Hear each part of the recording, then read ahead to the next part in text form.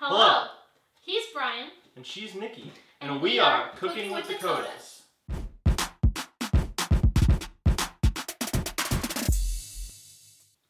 Today on Cooking with Dakotas, we have a breaking dish from our kitchen to yours. Back to you, Nikki.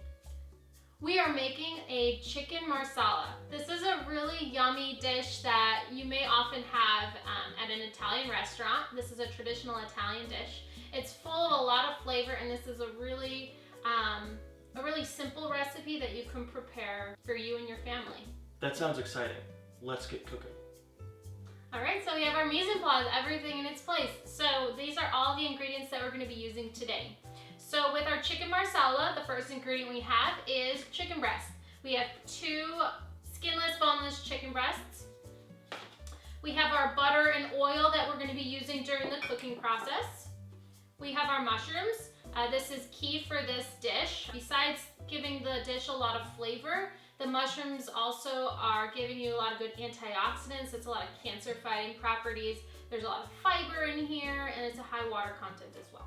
I'm not always a huge fan of mushrooms, but I really enjoy it and the flavor complements that come out with it. Yeah, we have onions, which are going to give some good flavor to the dish. Traditionally, shallots are used. Shallots are a little bit more mild in flavor than onions, but for convenience purposes, we always keep onions on hand, so we're going to use those today.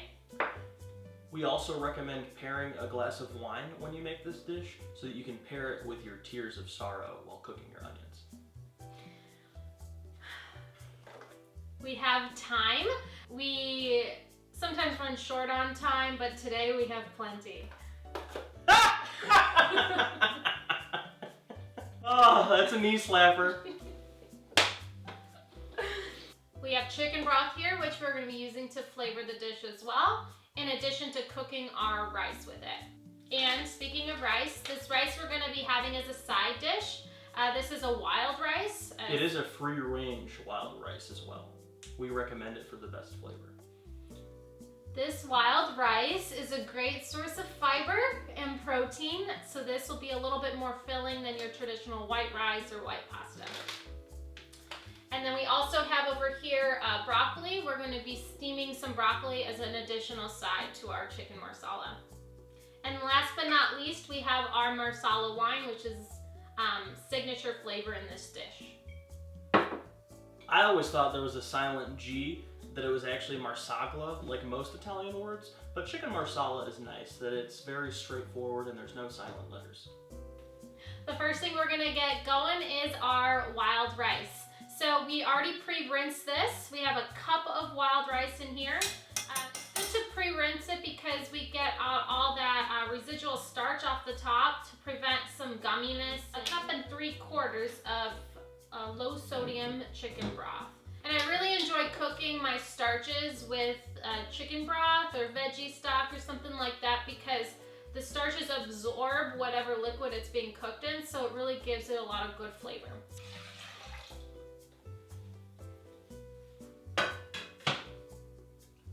So while that rice is going, we're just gonna prepare our broccoli so that we can get that steaming as well. Okay, so when we're chopping our broccoli, the first thing you can do is get really close to the top of the broccoli with the florets and just make one nice cut so you can break all those florets up. And you'll see you can kind of just break them apart at this point.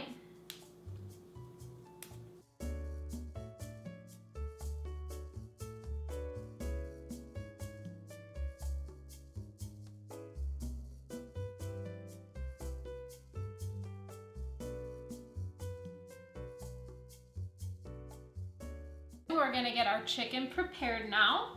So what we're gonna do is we're gonna slice our chicken breast in half so that we're making little chicken cutlets. So after we slice it in half, we're going to pound the chicken. We are going to recommend either pounding this to WAP by J-Dash or Bad Guy by Billie Eilish. Feel free to add more force. It's okay to really beat the chicken with this. You just want to make it a little bit finer and thinner. Ooh, maybe do it to beat it. All right, so next what we have over here is some flour, a little bit of salt, and a little bit of pepper. And what we're gonna do with the chicken after it's pounded about 1/4 of an inch thick is we're going to dredge it. So we're putting the chicken in the flour and we're just gonna lightly coat it, shake it off, and we'll do the next one. And while I'm finishing this, Brian's gonna keep pounding that chicken.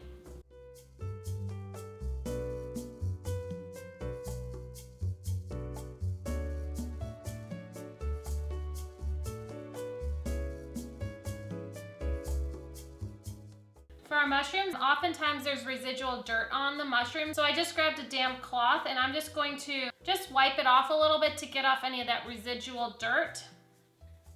And we'll do that with all of them. You can lightly rinse them, but mushrooms are very sponge-like because they absorb a lot of water. If you cook them following rinsing them, they won't have as good of a texture and they won't caramelize as well. So for the mushrooms, I like to slice off the end just because it's kind of dirty and a little harder. So I'll just slice that off. Since they are round, I try to just position it on a flatter end if possible. I'm gonna keep the tip of my knife on the cutting board, curl under my fingertips, and slice, and I'm pushing through. You can also save time while making this dish by buying pre-sliced mushrooms. They are a little bit more expensive than regular mushrooms like this, but it can save you the time of slicing them yourself. And these mushrooms that we have here are baby bellas. You can use other mushrooms of your choice. Button mushrooms are another one that I will sometimes use for this dish. So we're getting this Marsala going. What we're gonna do is we're gonna put 2 tablespoons of olive oil into our pan.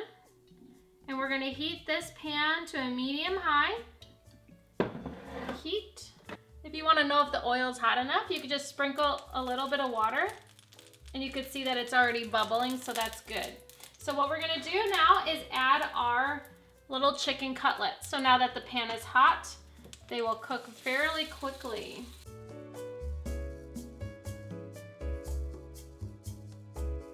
And they should take about 4 minutes per side. And we're not going to move these because this is crucial for that browning process. So we don't want to keep stirring it or picking it up because this needs to be fully cooked for it to easily remove and flip over. So you see that there's white around the edges? That's a good sign that it's getting cooked well.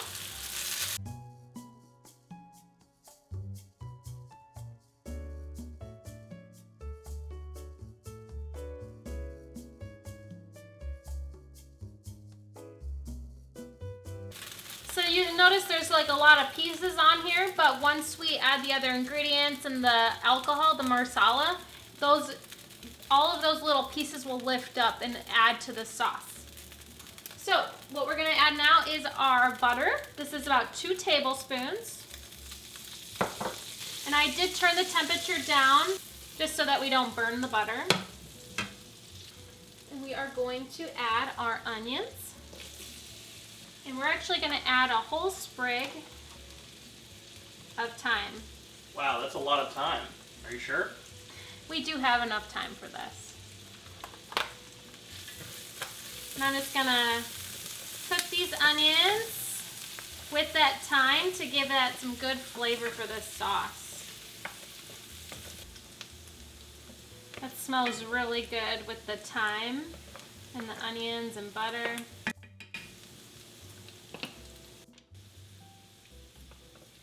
So now we're going to add our mushrooms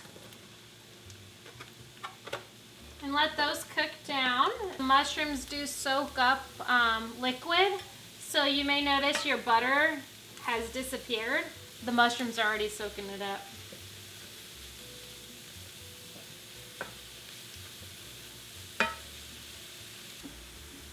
Our mushrooms have cooked down, see here? So we're going to turn down the temperature a little bit. And now we are going to add our flour. Key thing, make sure that it's not powdered sugar. They do look similar. If you're like me, you might have made that mistake before. And we're adding the flour to this so that when we're adding our liquid, it'll thicken the sauce.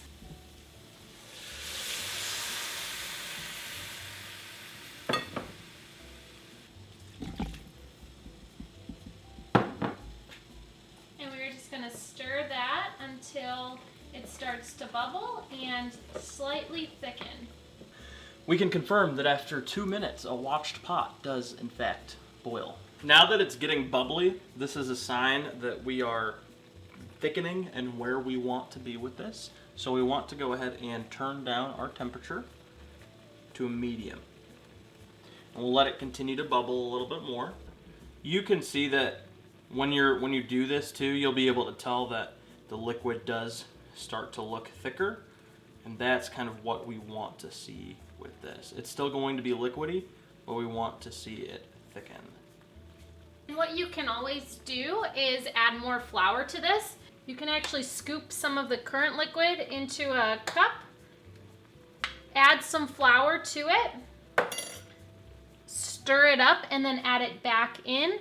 That will thicken it even more without adding clumps of flour to this. But I personally like the thickness of this. I think this is perfect. So we're gonna take out the thyme leaf,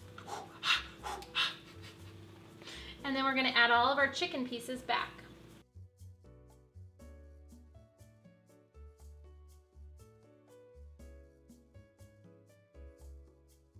This chicken is starting to look very Marsala-y. Now that we have cooked the chicken Marsala, we are ready to plate it, which is my favorite time because it means we're going to eat soon.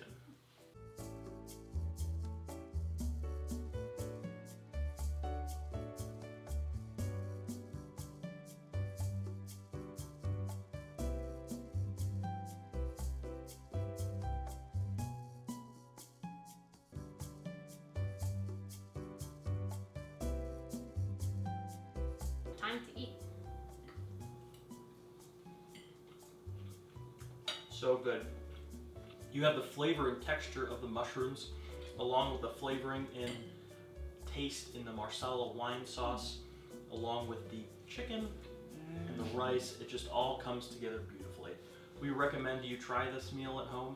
This can be great for meal prep if you want to just make more chicken and double the recipe, or this can be just a great dinner. I hope you enjoyed cooking with us today. We look forward to seeing you next week with Cooking with the Dakotas.